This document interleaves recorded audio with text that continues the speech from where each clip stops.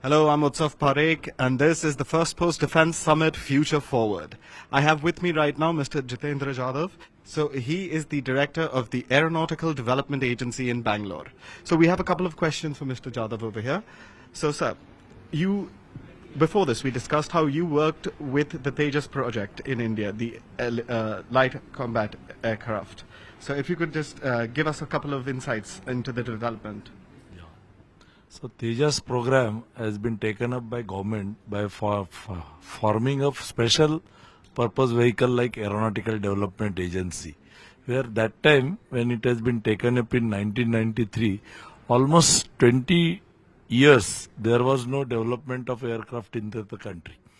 We developed HF-24 Marut way back in 60s or 70s, and later on there was a total null period of development of fighter aircrafts in the country.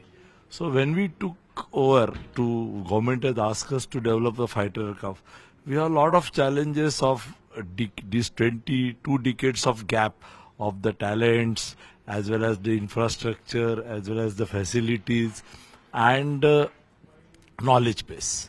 So we overcome all these things by integrating lot of academic institutes, industries, also our own DRDO labs and few of the scientific labs of the country. With that, today we are totally self-reliant in many of the areas. First of all, the biggest thing is Tejas is a 4.5 generation fighter, and the complete fly-by-wire flight control system is indigenously developed with the academia, the laboratories and the industries. Full avionics is indigenous, that is also developed totally in the country, and lot of mechanical systems which are at the state of art are also developed in the country. So this is what I can say proudly, that we are totally more or less self-reliant in all developments of the aeronautics. So now, as you said, the Tejas is a light combat aircraft. We have also been importing heavy combat aircraft, the Rafale. How will Tejas and Rafale work together? Both has got a different role in the war, so they can work together as a network-centric warfare, because always there are different scenarios where light combat aircraft works and where a medium combat or the heavy combat aircraft works. So, but there is a definite network-centric synergy exists between the two aircrafts. All right, sir. And now, if you would say, you said there was our defense indigenous development was moribund almost for 22 years, right? We have gotten into it. We had to start from scratch after decades of underinvestment or close to zero investment. What do you think the future is after this?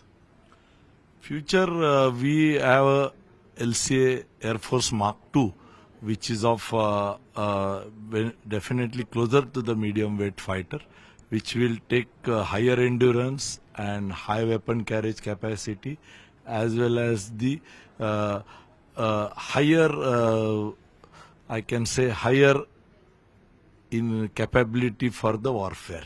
Okay. Further to that, we have given a proposal for a 5th generation fighter, which is also of a twin engine based fighter and with stealth capabilities. And that will take India forward in the next 10 years. The fighter which we are talking, which is already sanctioned as the LCA Air Force Mark-2, which will be taking a first flight in the end of 2025. 2025.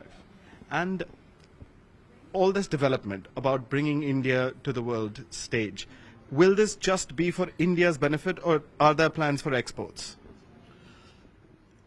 We have definite plans for the export. I am very proudly say that about 13 countries has shown an interest onto our LCA Tejas Mark-1 fighter, and we are working on it, but I think it's a matter of time that some of the export orders gets clicked shortly.